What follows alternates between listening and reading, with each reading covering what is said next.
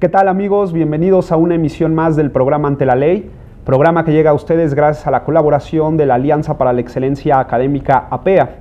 Mi nombre es Guillermo Tenorio y el día de hoy vamos a platicar de un tema muy sugerente y un tema muy interesante que es el derecho administrativo global. Y para hablar de ello, pues tenemos un invitado de lujo que es el doctor Javier Barnés, quien nos acompaña de la Universidad de Huelva, catedrático de la Universidad de Huelva en España, y que es un auténtico especialista en materia de derecho global. Doctor Barnés, le agradecemos mucho que nos acompañe el día de hoy en este programa. Muchas gracias, para mí es un honor estar con ustedes en este programa. Y pues yo creo que sin mayor preámbulo, porque estoy seguro que todos ustedes estarán muy interesados en saber qué es esto del derecho administrativo global, empecemos el diálogo ante la ley. Doctor, ¿cómo podríamos definir derecho administrativo global? ¿Qué debemos entender por derecho administrativo global? Sí, realmente el término es un poco novedoso. En realidad es un instrumento contra o para domesticar la globalización. La globalización, todos conocemos sus efectos, a veces positivos, a veces negativos, y el derecho administrativo global pretende, ante todo, poner en orden ese fenómeno tan enorme como es la globalización. Durante muchos años han estado fuera del radar del derecho todo lo que ocurría más allá del Estado que no fueran organizaciones internacionales, de las clásicas, digamos, por entenderlo así. Según Naciones Unidas hay aproximadamente 200 y pico organizaciones internacionales, como pueden ser todas las que están bajo el paraguas de Naciones Unidas, Agencia de Protección de la Propiedad Intelectual, o la Organización Internacional de las Telecomunicaciones, etc.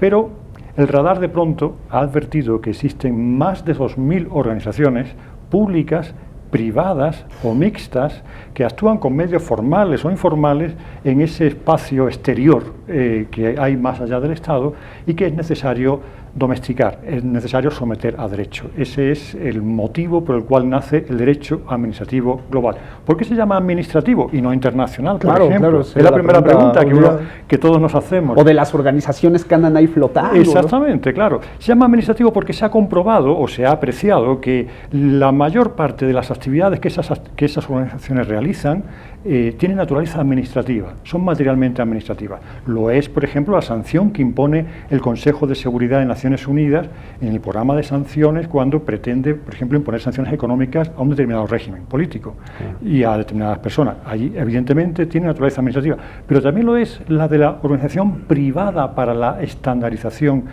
la famosa ISO, Organización Internacional para la Estandarización, que establece, entre otras muchas cosas, cómo se fabrica un producto o cómo se gestiona un problema de riesgo en el medio ambiente. Está compuesto por asociaciones nacionales de todos los estados y por expertos que proponen determinadas reglas que, aunque son no vinculantes, sin embargo, acaban imponiéndose. Por tanto, tiene una naturaleza materialmente administrativa. ¿Y por qué global? Podría uno preguntarse. Global quiere decir aquí mundial, de ámbito mundial, y se opone a internacional en el sentido de que es mucho más ambicioso que el derecho internacional. El derecho internacional sirve para las organizaciones que están controladas todavía por el Estado, no han perdido el cordón umbilical con el Estado. Los señores del tratado son los Estados y se somete a un derecho conocido de todos, el derecho internacional clásico, pero son muy pocas las organizaciones y además ese derecho entra en escena solo cuando esas organizaciones pretenden adoptar una norma de forma solemne o formal. Sin embargo, el derecho administrativo global es mucho más ambicioso que todo eso y quiere no solamente introducirse en el mundo de esas organizaciones internacionales, por ejemplo, la Organización Mundial del Comercio, cuando establece o adopta una sanción a un Estado que no ha asumido una de las reglas de juego, impide la retorsión de un Estado contra otro y quiere que se adopte de forma consensuada. Ahí quiere introducirse el derecho administrativo global, pero también quiere introducirse en las normas ISO, también quiere introducirse en ICANN. ICANN es la empresa, la entidad privada radicada en California que dirige los nombres de dominio de Internet. Es decir, Internet funciona porque hay una organización privada en la que se encuentran representados todo el mundo, todas las organizaciones, regiones políticas y organizaciones y consumidores, expertos, etcétera, para resolver de forma consensuada, pero quiere introducirse también ahí para que sus decisiones sean motivadas, sean transparentes, estén sujetas o sometidas al control, a la transparencia, a la rendición de cuentas. Por tanto, Derecho, sí, para domesticar la globalización. Administrativo, porque buena parte de las actividades que realizan estas miles, según Naciones Unidas, hay aproximadamente 2.500 organizaciones públicas, privadas o mixtas, decidiendo en funciones tan importantes como son los mercados financieros, claro, la energía, el transporte aéreo, la seguridad alimentaria, etcétera. Muchas de esas organizaciones no son más que redes de agencias públicas nacionales, por ejemplo, agencias en materia de protección del medio ambiente o de protección de la seguridad alimentaria. En otras ocasiones son organizaciones privadas, pueden ser ONGs que con su prestigio han conseguido una autoridad moral. Es el caso de la Global Gap, que se dedica a los estándares sobre cómo cultivar el té, el café, claro, o el cacao. Claro. Son sus estándares siempre voluntarios. Lo que ocurre es que esa voluntariedad no deja de ser a veces teórica, dado que es muy difícil desviarse de esa decisión. ¿Dónde surge? ¿Es una necesidad de Naciones Unidas este derecho administrativo global? ¿Surge en el ámbito académico? ¿Dónde radicamos el nacimiento de esta como nueva disciplina? Sí, que se llama derecho es una nueva e importante disciplina que ha emergido desde varios rincones casi en paralelo, como aquellas invenciones en las que en un laboratorio de un país y en el del otro se estaba descubriendo prácticamente lo mismo, sí, porque al fin y al cabo las preocupaciones son similares.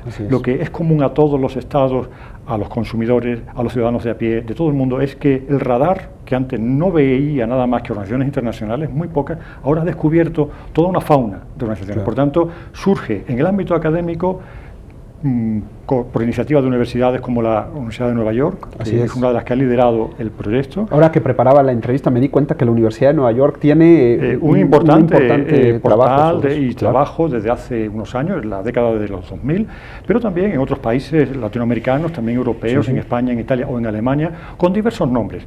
Ha sido una iniciativa en buena medida académica, en parte también auspiciada por Naciones Unidas, a instancias políticas, y desde luego no hay que olvidarlo, una labor meritoria y pretoriana de los tribunales que operan más allá del Estado, claro, que pueden ser desde tribunales constitucionales que producen a veces efectos más allá del Estado, pasando por tribunales sectoriales para la protección de una especie protegida, o pueden ser tribunales de las convenciones de derechos por áreas geográficas regionales del mundo, como puede ser la americana, o puede ser la europea o la asiática. Es decir, son muchos los tribunales que también están contribuyendo a exigir que el derecho entre a regular, a través de principios básicamente, toda esa fauna que opera más allá del Estado. Hay mucha vida más allá del Estado. Claro, y es que tal parece que en las facultades de Derecho en muchas ocasiones se nos encierra al Estado, ¿no? Como si el Estado fuera lo único que si tuviera el monopolio del saber hacer. Así es. No ya del poder, sino del saber hacer, porque ahora mismo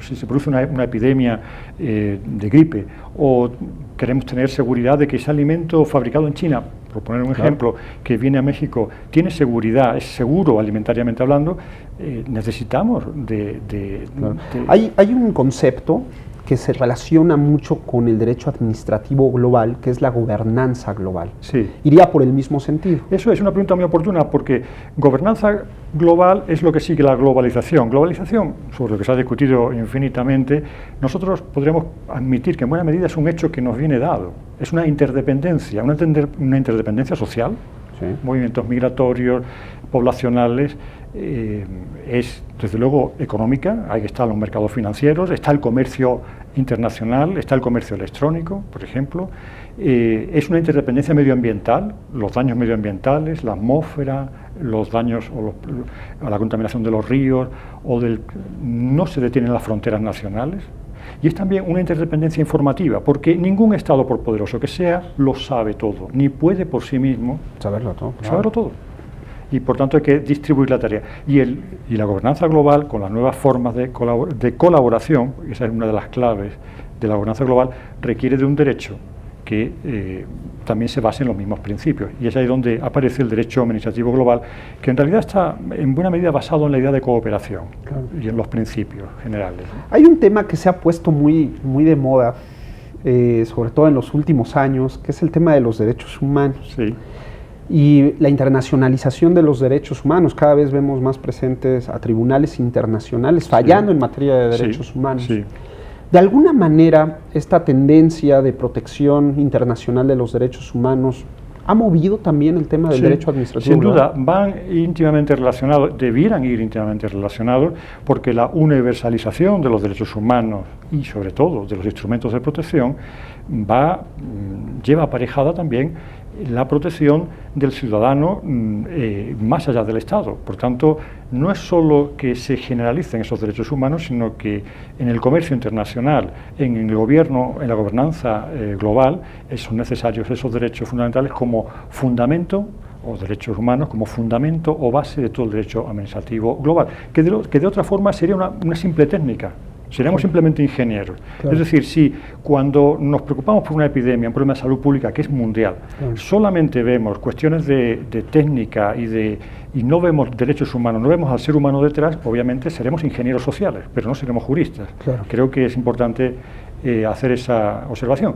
Y lo digo desde el derecho administrativo, que es teóricamente una de las ramas más técnicas, más complejas y más, digamos, desbordadas por el derecho positivo. Pero detrás de esas normas hay que ver a los ciudadanos, hay que ver a los ciudadanos dotados de dignidad, portadores de derechos fundamentales, ¿no? Ahora, usted que mencionaba el tema de la epidemia, en México hace poco tuvimos un caso muy relevante. Sí.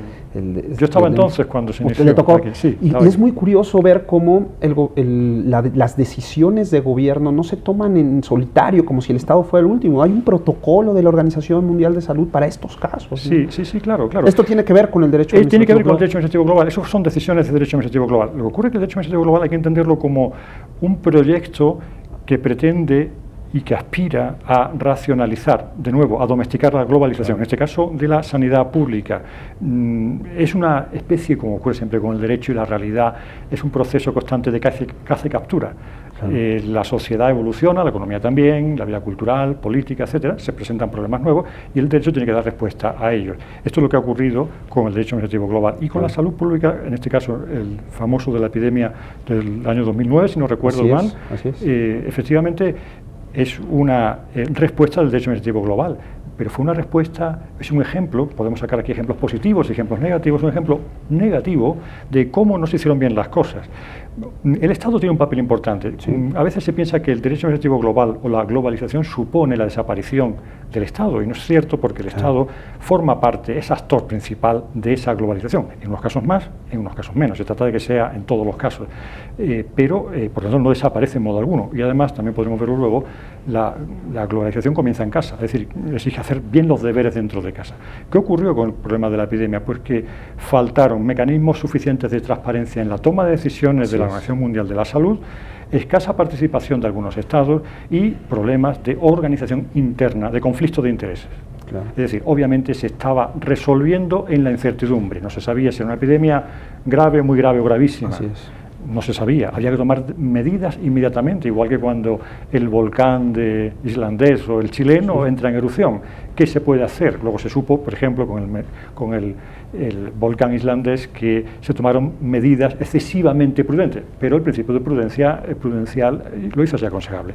La ciencia es no dominable y cuando se mueve uno en escenarios de riesgo y de incertidumbre hay que tomar decisiones. Pero en este caso ocurrió, y es algo que va contra los postulados del derecho administrativo global, que algunos de los miembros relevantes de la Organización Mundial de la Salud trabajaban al mismo tiempo en determinadas farmacéuticas y laboratorios. Así es. Luego, eso es una regla de conflictos de intereses elemental que si se practica dentro de un Estado, también hay que practicarla fuera. Esa es un poco también una idea del telón de fondo del derecho administrativo global. No cabe la doble vara de medir. No puede ser que el Banco Central mexicano, español, europeo, norteamericano, la Reserva Federal, tenga unas reglas de juego muy sometidas a derecho cuando actúa domésticamente, internamente, y en cambio cuando sale al exterior no tiene ninguna regla. Sería y eso es lo que el derecho administrativo global pretende reducir o perseguir. Le propongo que vayamos a un pequeño corte. Muy bien. Y regresando hay un tema que estoy seguro que a muchos de los que nos ven les puede interesar, si es que este derecho administrativo global nos encamina a una especie de ius comune administrativo. No se vayan, estamos platicando de un tema muy interesante y muy novedoso que es el derecho administrativo global. Volvemos con el doctor Javier Barnés, que nos acompaña desde la Universidad de Huelva en España. No olviden que si quieren ponerse en contacto con nosotros, lo pueden hacer a través de dos vías. La primera de ellas a través de la cuenta de Twitter en @gtenorioc, o bien enviarnos sus comentarios, sugerencias para mejorar los contenidos de este programa o para participar en los mismos a la cuenta de correo electrónico que es gtenorio@up.edu.mx, donde con todo gusto entraremos en contacto con ustedes. Y pues bueno, el tema, como se darán cuenta, es un tema muy relevante y muy interesante, y vayamos otra vez a lo que nos habíamos quedado, doctor. Hablamos de una especie, en todo caso, de ius comune administrativo. ¿La intención sería construir una especie de derecho común administrativo? Sí, sería algo así, con algunos matices. Lo primero, la misma pregunta ha dado con la respuesta, porque se trata de un ius comune, común, no uniforme ni unitario, de la misma manera que tampoco dentro del Estado existe un derecho administrativo uniforme para todo tipo de problemas. Por tanto, se trata de un derecho común, formado por principios, desde luego, básicamente por principios, y por derechos, como antes decíamos. ¿Cuáles son esos principios, además de esos derechos humanos que están en la base de todo?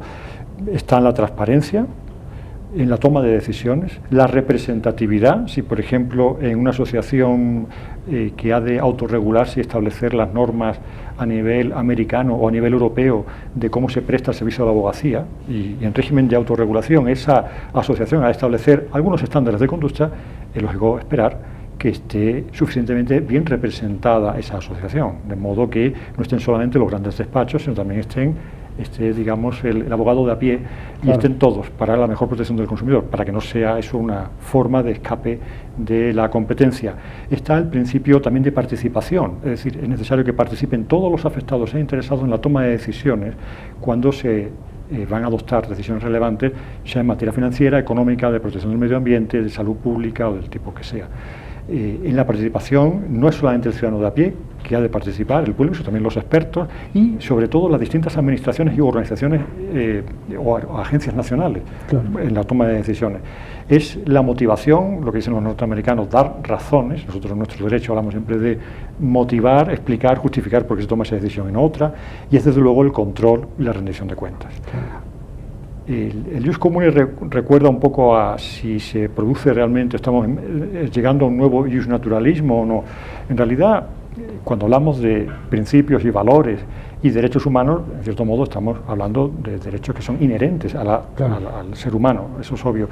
Se está produciendo, sin embargo, en el debate sobre qué respuestas dar desde el derecho administrativo global a problemas como puede ser la gobernanza de Internet, se está planteando el debate en unos términos distintos. Ya no es como antiguamente, en la época de Victoria o de Suárez, de si derecho natural frente a derecho positivo. No es eso, sino algo realmente a veces un poco peligroso, porque es un debate sobre si los valores de los que estamos hablando son valores solamente occidentales y por tanto no son aplicables a mí, y el derecho administrativo, los valores del derecho administrativo cultivados en los últimos 2 siglos son valores occidentales que no me serían a mí exigibles, podrían decir algunos países asiáticos, por ejemplo. Y por tanto yo cierro mis puertas nacionalistas frente a la exportación de cualquier valor, principio o regla de juego que venga de fuera, por acusarla de... En el fondo, esto esperemos que no sea un obstáculo real, no es más que quizá pues a veces un afecto excesivo hacia lo propio o el temor quizá a veces fundado acerca de que el derecho administrativo global suponga una desertización de lo propio, y eso no lo va a ser, porque la globalización se ve siempre como si fuera una lluvia que viene de arriba hacia abajo, que me moja y es inevitable, y yo no quiero que me moje.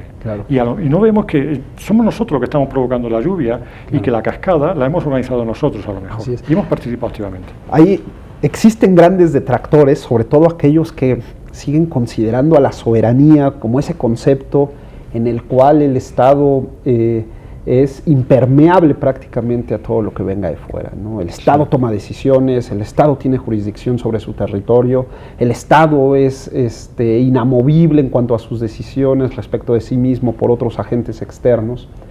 Y cuando hablamos siempre de estos temas globales, pues estos señores que defienden la soberanía se ponen a temblar y les causa mucho nerviosismo hablar de estos temas de derecho global. Y ciertamente este derecho administrativo global, por llamarlo de alguna manera, es inevitable. En todo caso tendríamos que hablar de que este concepto de soberanía de entrada pues está ya muy superado, y en todo caso habría que replanteárnoslo. Sí, comparto, me parece muy acertada la cuestión. Cuando efectivamente hablamos de derecho administrativo global o más allá de las fronteras, es aquel derecho administrativo que ayuda a los estados a los problemas que ellos por sí solos no pueden resolver. De hecho, la soberanía nacional, que a veces se encuentra muy a flor de piel en el plano afectivo, es una soberanía nacional que no se corresponde con la realidad. Es más bien de principios del siglo XIX, que fue necesaria concebirla así para evitar que un Estado se pueda inmiscuir en mis asuntos. Pero eso es como protección está muy bien, pero luego la soberanía nacional no es incompatible con una actitud activa. Pongo un ejemplo que resultó paradigmático hace 20 años en Europa, cuando se crea el Banco Central Europeo y se establece la desaparición de las monedas nacionales. Qué cosa más unida a la soberanía nacional que la propia moneda nacional. Y el gobierno de la moneda pasa del Estado a un organismo independiente que se mueve a nivel de 27 Estados. La perspectiva antigua habría sido pensar que yo estoy perdiendo trozos de mi soberanía y me estoy quedando más pobre que antes. La perspectiva moderna es que esto no es un juego de suma cero. Si yo transfiero poder soberano hacia arriba y participo de ese poder y me siento en el Banco Central Europeo y mi asiento tiene el mismo valor, yo un país pequeño tiene el mismo valor que un país grande, yo estoy ganando. Antes, con la vieja soberanía nacional, cuando el Banco Central alemán decidía aumentar el precio del dinero, los intereses, por ejemplo, los demás estados europeos, sobre todo los más cercanos como Bélgica, por supuesto Luxemburgo, Holanda, Francia, tenían una soberanía entre 1 minuto y 1 minuto y medio para hacer lo mismo. Ahora, en cambio, se sientan todos con voz y con voto, en pie de igualdad, con el Banco Central alemán, en el seno de lo que se llama la agencia, o el equivalente a la Reserva Federal, o el Banco Central mexicano, se sientan para tomar decisiones entre todos. Luego, no hemos salido perdiendo por haber cedido soberanía controlada, si se quiere, soberanía porque yo participo también abajo, en mi propio Estado, y arriba. No estoy perdiendo poder, sino que al contrario estoy ganando el poder. Ya que estamos ahora hablando de la Unión Europea, la Unión Europea podría ser un buen ejemplo de una clara aplicación de este derecho administrativo global. La Unión Europea es un ejemplo relativo por una razón, y es que la integración a la que aspira la Unión Europea es muy superior a la que el derecho administrativo global pretende. El derecho administrativo global no pretende unificar, sino que pretende que cuando, como comentábamos antes, las agencias de protección medioambiental de varios países ribereños de un río o de un mar quieren resolver conjuntamente problemas de modo informal, se reúnen en un seminario, en un congreso, quieren resolver algunos problemas de contaminación, se reúnen, se sientan y vuelven a sus respectivas casas.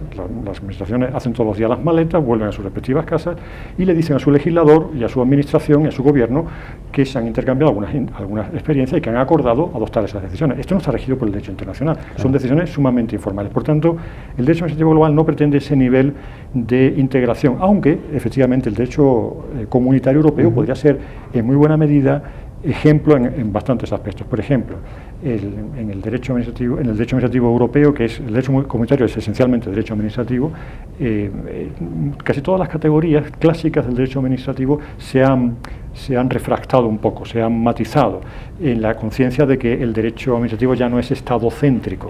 Las administraciones no solamente trabajan para sus estados, sino que trabajan para más allá del Estado, en beneficio de todos, obviamente. Pero las administraciones en Europa tienen técnicamente doble nacionalidad. Un modesto ayuntamiento de la última provincia de España o de Noruega no, porque no pertenece, de Suecia, no solamente sirve a sus ciudadanos ante los que responde, sino también es administración indirecta de la Unión Europea. Y existe lo que se llama, por ejemplo, el acto administrativo transnacional, es decir, si una partida de una importación de carne venida de México se ingresa por Ámsterdam, el acto administrativo de admisión de esa carne, de verificación que se encuentra en buen estado, vale para todos los estados. Inmediatamente esa partida puede estar en Grecia al día siguiente y ninguna autoridad le puede pedir mayores exigencias. Por tanto, hay muchos instrumentos de cooperación que sí son válidos, son exportables para ese derecho administrativo global que se está creando. Estamos asistiendo a su alumbramiento, en realidad. Estamos viviendo los primeros años de vida, ¿no? Ahí, evidentemente, el tema genera polémica, porque tradicionalmente el derecho administrativo se enseña con una fuerte carga histórica de cómo surge el derecho administrativo y hacia dónde está destinado, ¿no? Ahora que ponía usted el ejemplo de este acto administrativo que tiene un mayor alcance que lo que normalmente entendemos por el acto administrativo, que está muy limitado jurisdiccionalmente, cuesta muchísimo trabajo pensar en los efectos de un derecho administrativo que tiene una mayor trascendencia, pero sobre todo que puede tener una mayor trascendencia. Hay sistemas pienso en el caso del Common Law, en el caso europeo está Inglaterra ahí junto, pero estos sistemas de tradición de Common Law pues tienen una lógica distinta. Entonces lo que entiendo del derecho administrativo global es el trabajo sobre principios, ¿no? Para que pueda ser permeable a todos, independientemente del tipo de sistema que se tenga. Sí, efectivamente. No hay, a efectos prácticos, en principio no tiene por qué existir problemas entre las grandes familias jurídicas. Primero, sobre todo, porque se ha producido, más allá de la simbología, de la bandera, de cada uno de los sistemas, se ha producido un acercamiento, una convergencia en las últimas décadas. En Europa hemos aprendido mucho del derecho angloamericano, por ejemplo, y indirectamente ha llegado al resto del mundo, y a la inversa, el derecho angloamericano y el common law ha incorporado numerosas técnicas y categorías propias del derecho civil o del derecho europeo continental. Por tanto, primero hay una gran aproximación. Segundo, como no se trata efectivamente de fusionar los derechos, de crear un único derecho, sino de responder con respuestas prácticas basadas en valores, eso sí, con soluciones concretas a problemas determinados, no tiene por qué haber en modo alguno un conflicto, una controversia, una colisión entre ambos derechos. Pensemos, por ejemplo, que una de las reglas básicas del derecho administrativo global, que también se practican en Europa, es lo que se llama procedimientos administrativos quizá les sobra la palabra, porque participan también sujetos privados, administrativos compuestos, porque intervienen diversas instancias, agencias, organizaciones. Ya no es el viejo procedimiento administrativo que lo iniciaba una autoridad administrativa, una agencia, una planta territorial, ella misma lo concluía, dictaba su acto finalmente. Ahora en los procedimientos participan agencias de todo el mundo, y en esa participación hay un cierto consenso, sin diferencias de familias jurídicas, sobre que esa participación ha de ser transparente, ha de estar basada en el consenso, en la experiencia y en el saber técnico, desde luego, por supuesto, y siempre tiene que estar justificada y motivada. Esos valores a los que antes me he referido. Ahí hay consenso, aunque ciertamente lo ideal sería, con ello termino mi respuesta, lo ideal sería buscar lo mejor de cada casa. Es decir, si, por ejemplo, en el mundo angloamericano se ha experimentado una figura, una técnica de cooperación entre administraciones que ha dado un buen resultado de reparto de trabajo, pues puede servir de ejemplo. Y a la inversa, si en Europa o en Latinoamérica o en cualquier otro lugar hay una buena experiencia, puede servir de ejemplo para ser adoptada. Sí, es una pregunta que me llama mucho la atención, porque la tendencia será llegar a una especie de repertorio de principios, porque ahí siempre está la tendencia de, bueno, ¿qué les parece si generamos una ley modelo, ¿no? Que pueda irradiarse, un derecho administrativo global, ¿no? Un repertorio de principios, o como sucede en los casos cuando se habla de ética, ¿no? Un código de ética, ¿no?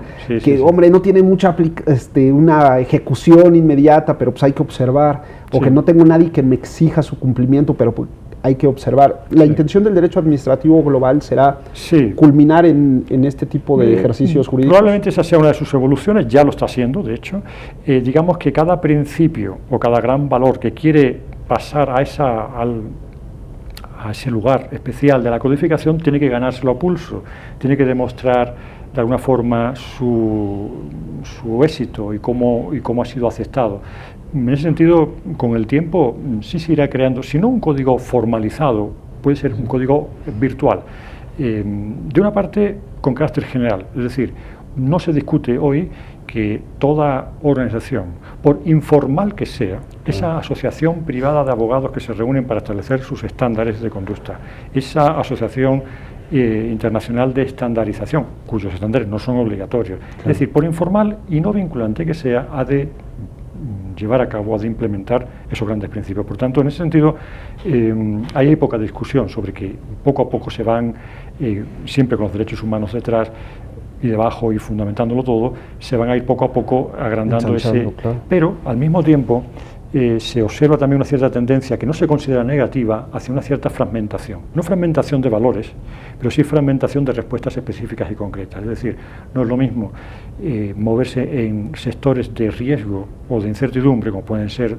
donde trabajan todas las agencias nacionales y a nivel internacional y global en materia de seguridad aérea, seguridad alimentaria, seguridad pública, sanidad, etcétera, donde hay unos componentes donde la ciencia no da respuestas y certezas exactas, y por tanto hay que tomar decisiones en ese umbral no es lo mismo eso que, por ejemplo, la estandarización de productos, donde hay un consenso basado en todas las asociaciones nacionales. Quiero decir que puede haber reglas específicas, de sector a sector, pero lo mismo le ocurre al derecho administrativo nacional. Existe un derecho administrativo especial, donde hay un sector para las minas, otro para el transporte, otro para el comercio, pero con un derecho administrativo común o general, que es el que contiene las dos cosas, han de ser desarrolladas. En realidad, con ello termino la pregunta, el derecho administrativo nacional será como un trozo, como una capa de una tarta, de estas tartas que se ven, que tienen unas capas perfectamente, quizás estamos hablando en horas en las que no conviene poner ese ejemplo, y donde el derecho administrativo global es otra capa más. Es decir, no estamos hablando de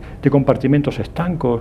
El derecho administrativo no va a necesitar de un pasaporte para salir al exterior, de la misma manera que la Administración Nacional o una agencia no lo necesita. Quiero decir con ello, con esta imagen, que lo que va a hacer el derecho administrativo global se va a parecer mucho a lo que han hecho los derechos administrativos nacionales.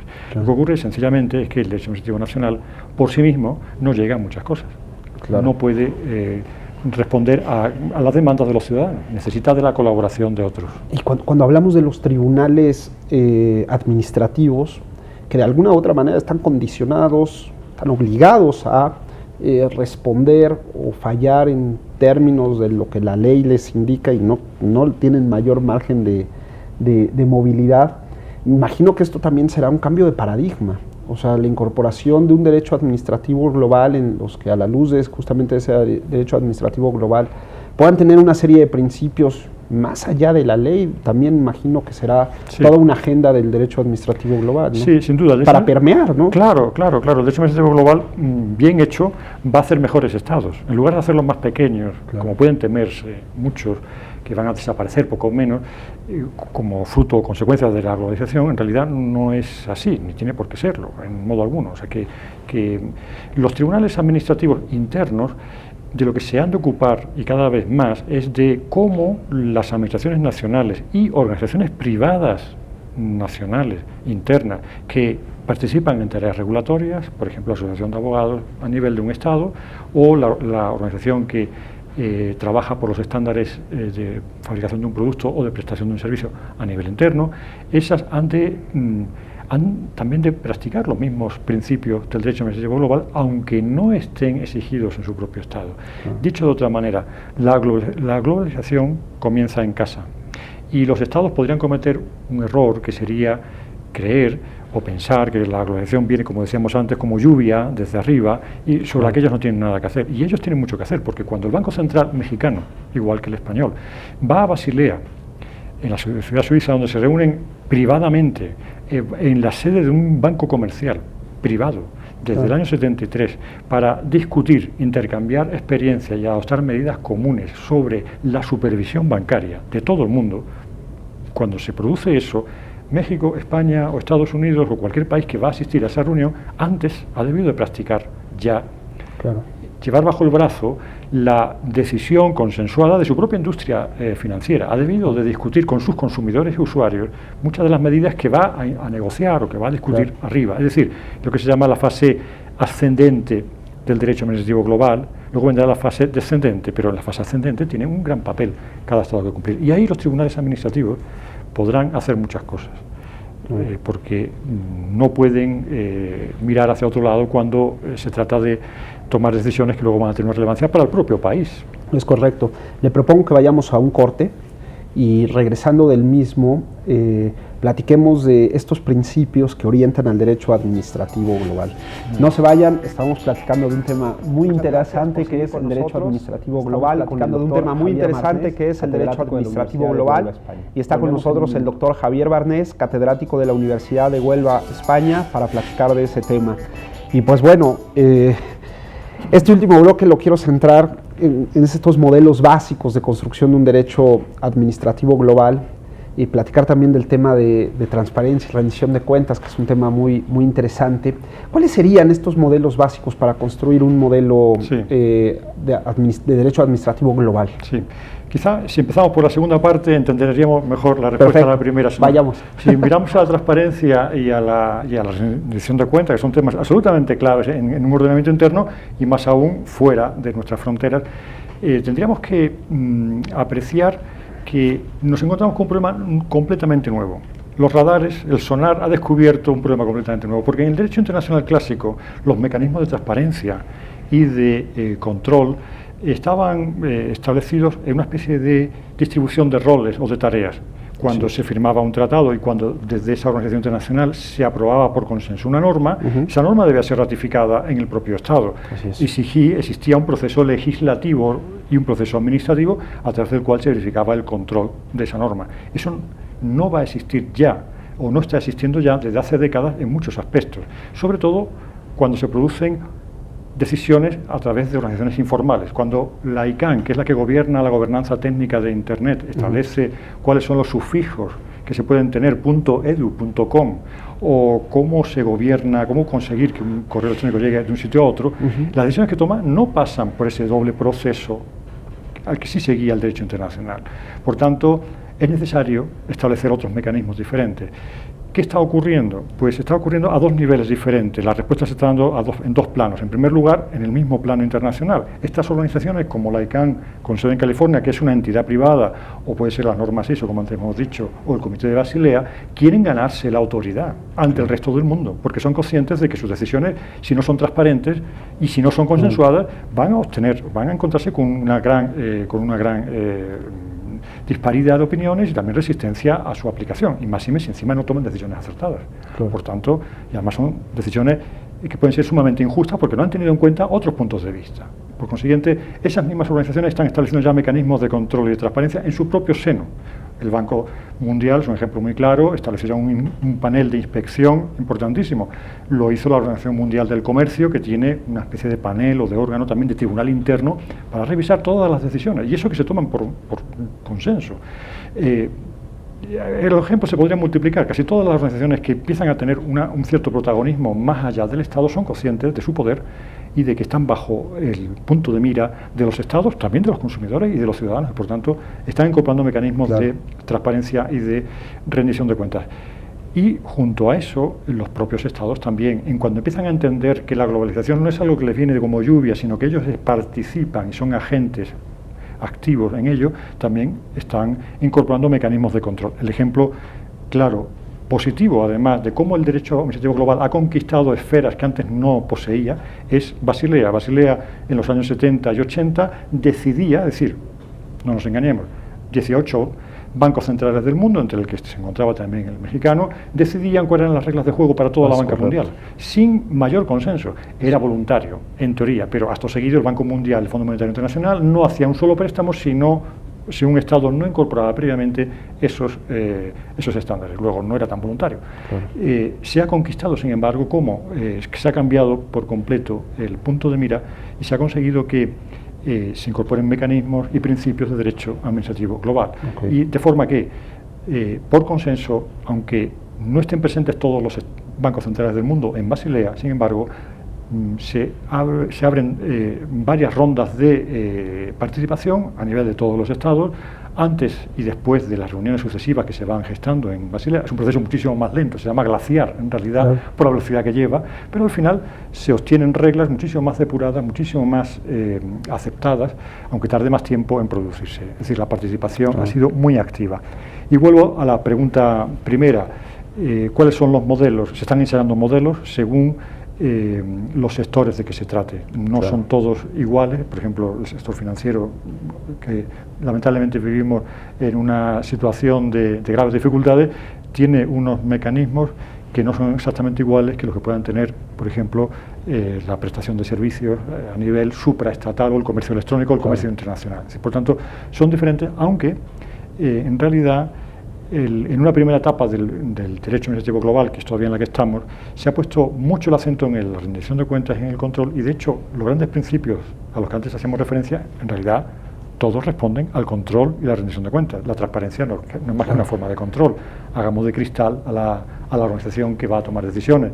La motivación es otra forma de control. No puede tomar decisiones caprichosas o arbitrarias. Tiene que razonar y justificarlas y venderlas ante los demás para que se puedan sostener, ¿no? Y luego los mecanismos también de recurso o de control o de revisión de los propios actos. Ahora, en una segunda etapa, debe de abrirse y darse mayor importancia a un gran principio que ha quedado todavía más oculto, que es el principio de legitimidad democrática. Hay que reajustarlo porque obviamente esa ICANN que actúa para la gobernanza de Internet o las normas, claro, ISO o Basilea no son un poder público en el sentido tradicional, claro, y por tanto están obligados a, digamos, a sustentarse sobre la legitimidad democrática del mismo modo en que lo hacían sus administraciones nacionales dentro de los respectivos estados. Pero es un principio al que hay que darle nuevos aires, hay que darle nuevas formas para que pueda hablarse también de legitimidad democrática de esas decisiones que afectan, que son las más importantes. Hoy día abrimos cualquier prensa o los diarios oficiales de cualquier país, la mayor parte de las decisiones ya han sido gestadas arriba y abajo. Sí, sí, sí. La protección del medio ambiente, la protección de la flora y la fauna, una especie de proteger, la pesca, la agricultura, la economía, el comercio, la finanza, prácticamente no queda en un solo sector. En ocasiones vemos al Estado muy limitado por el tema internacional. Muy ¿no? limitado. Oye, ¿por qué no realizas esta política de esta forma? No, pues porque ya tengo... De ahí la necesidad del consenso y que participen todos. Claro. Lo que no cabe es que, aun cuando se trate de una ONG, como puede ser Global Gap, la de agricultura, o puede ser en realidad, son tantas otras, son asociaciones privadas, entidades privadas que no, o son asociaciones civiles, sencillamente, aun cuando se trate de instituciones que están sujetas al derecho privado, han de buscar el consenso, que es la primera forma, no es la única, ni con eso se agota la exigencia de la legitimidad democrática, pero es la primera. Por eso se ha dicho gráficamente que el derecho administrativo ya no es ni solo nacional, como antes, sino también supranacional, global. Ya no es solamente público, porque nació para sujetar al poder, para hibridar al poder con el derecho. También ahora resulta que es privado. Privado en el sentido de que aunque alguien se vista de civil o de paisano, es decir, lleve vestidura de derecho civil, si está realizando tareas, da igual que sea dentro o fuera del Estado, está realizando tareas que tienen relevancia, le voy a exigir que incorpore determinados valores, como son esos, la transparencia, la representatividad, la rendición de cuentas y la legitimidad democrática, en definitiva, lo cual también lleva a que las leyes sean mucho más principiales. Antes hablábamos también de que las administraciones tradicionalmente tenían unas tareas muy detalladas en la norma, tenían una receta, como una receta de cocina, en la que tenían que todos los pasos a seguir estaban perfectamente. Hoy día no se puede gobernar así, las leyes son más principiales y establecen también, por tanto, tienen que acudir más a las esencias, a los valores básicos, a los derechos fundamentales, a los derechos humanos y a las grandes...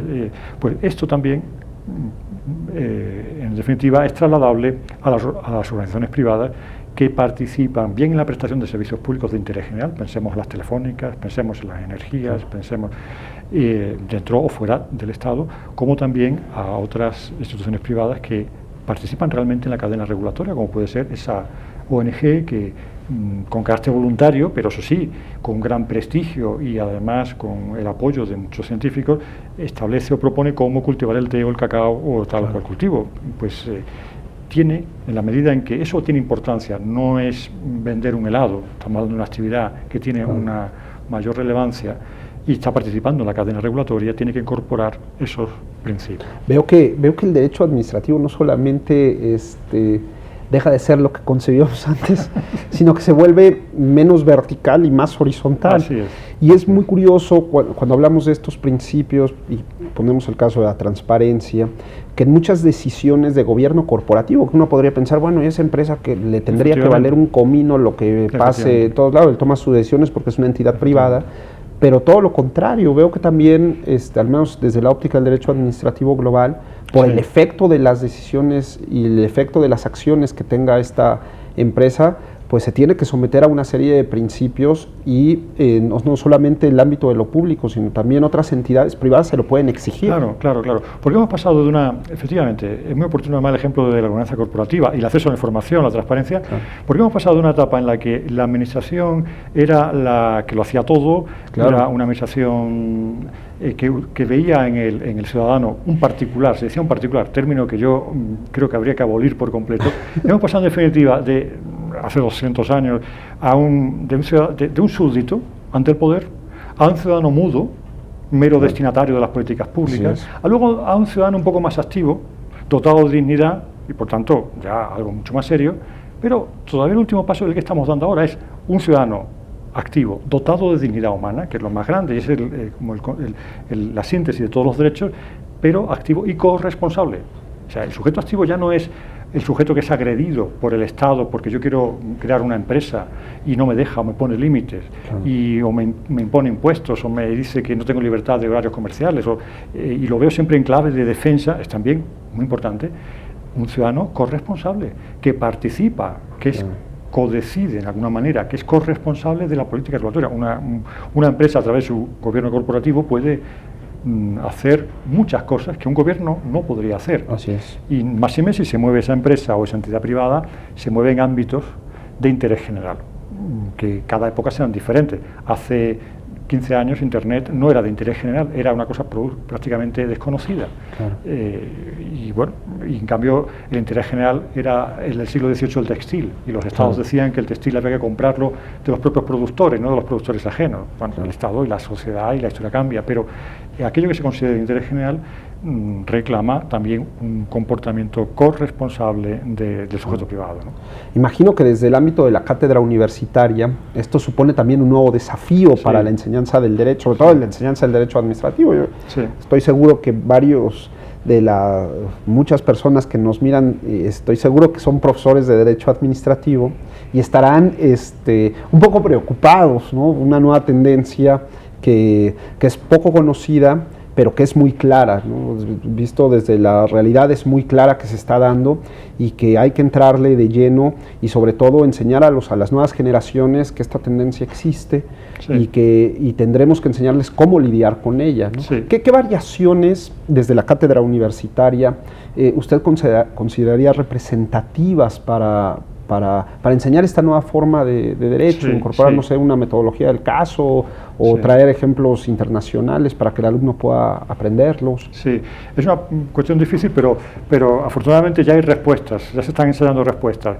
Hay publicaciones importantes ya en Derecho Administrativo Global en todos los idiomas, lo hay también en español. En España se ha puesto en marcha una colección que se llama así, Derecho Administrativo Global. En Italia un gran autor que desde hace 10 años también está trabajando, es Sabino Cassese, juez de la Corte Constitucional, está trabajando en estos temas. En general se trata de obras monográficas o de manuales o tratados de derecho administrativo global. Va a ocurrir previsiblemente, y está ocurriendo ya en la academia previsiblemente, como ha ocurrido con otras ramas del derecho, o otras partes de ramas del derecho, y es que han sido concebidas inicialmente como un compartimento estanco muy importante que hay que estudiar. Valga el ejemplo de antes de nuevo del pastel con varias capas.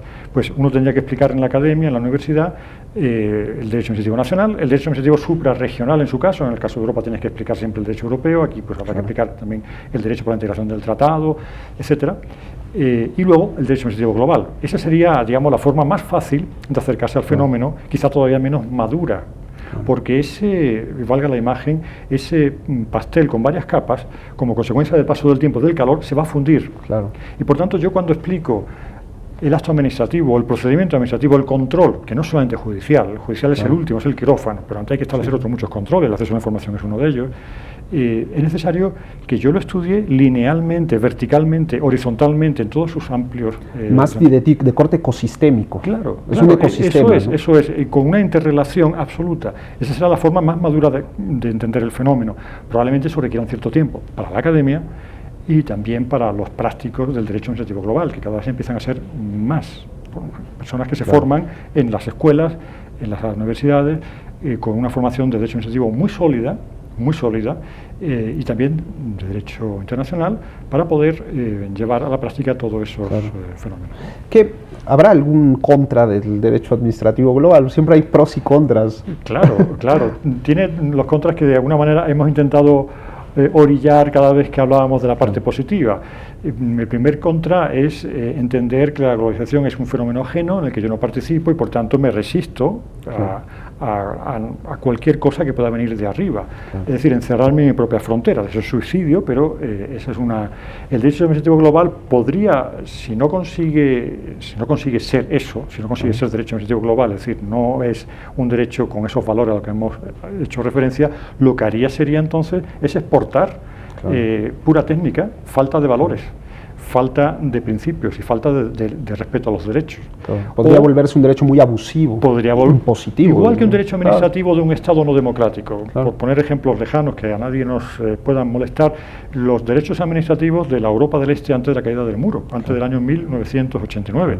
Había derecho administrativo, la Alemania democrática tenía un derecho administrativo, se explicaba en las universidades, pero estaba envenenado desde abajo porque no era democrático, no tenía matriz democrática ni respondía a las exigencias del Estado de Derecho, ni tampoco ojo, que me parece un tercer principio estructural básico, el de eficacia, porque los ciudadanos cada vez más quieren no solo que no se desborden los límites, que el Estado no abuse, que la Administración no se ceda a su poder. Claro que eso es importante, pero además quiere que sea eficaz, claro, y quiere que la protección del medio ambiente sea eficaz y que aquel programa que se aprobó en su día para conseguir tales y cuales objetivos llegue a ser realidad. Claro. Por tanto, la eficacia forma parte. Lo mismo ocurriría al derecho administrativo global. Si no tiene esos valores, si no se sustenta sobre esos pilares, será un instrumento al servicio del poder. Así ¿cuál? Es.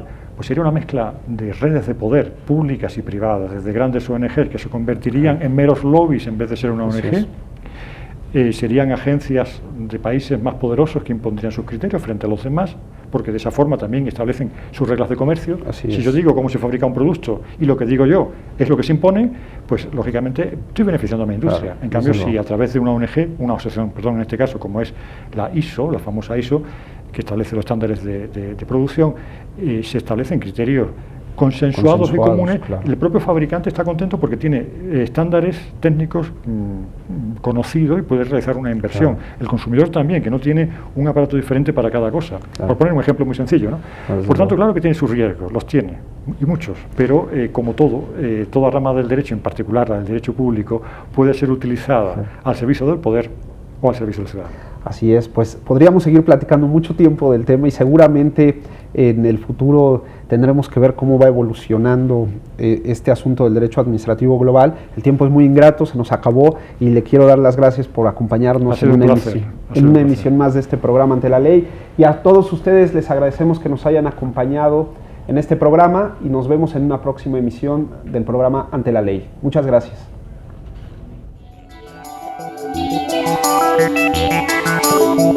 Thank you.